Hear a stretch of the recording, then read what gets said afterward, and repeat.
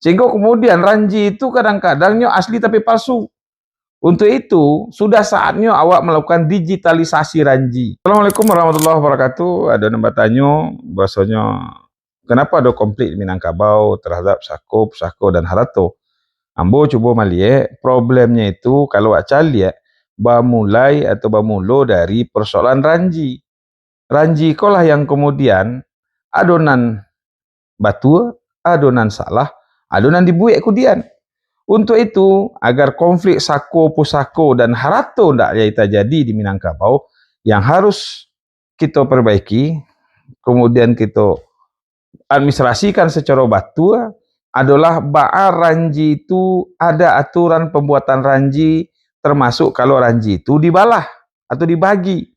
Kenapa? Kalau ranjinya salah, maka kemudian akan ada tindakan yang salah. Itu yang harus kita perbaiki.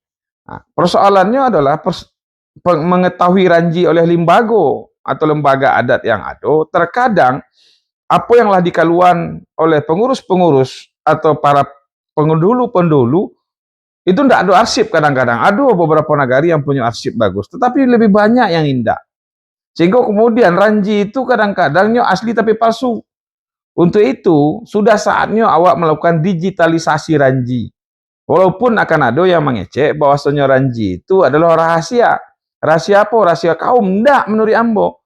Agar orang tahu tentang silsilah keturunan, atau ranji itu kan silsilah keturunan, maka biar orang tahu, semakin banyak orang tahu, tidak akan ada pemalsuan ranji di negari Minangkabau kok.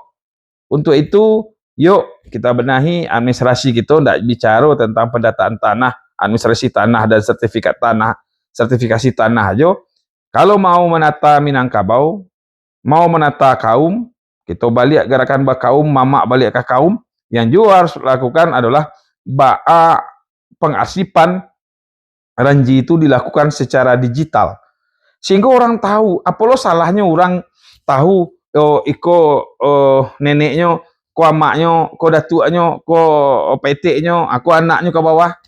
Sehingga kalau ada sengketa, ke depan, orang tahu, oh ternyata itu anak sianu, keturunan sianu, silsilahnya jaleh. Persoalan-persoalan itulah yang harus aduduan. Kalau indah, maka kemudian akan ada konflik Sako, Pusako, dan Harato kemungko. Persoalan Sako, persoalan Gala, persoalan Pusako, dan termasuk Harato. Kenapa? Kalau orang dulu, mereka tahu sabalik nagari. Jo ranji orangnya tahu, jo sudut tanah orang tahu. Kini orang banyak tidak tahu. Untuk itu, tidak ada alasan ranji itu sakral milik kaum.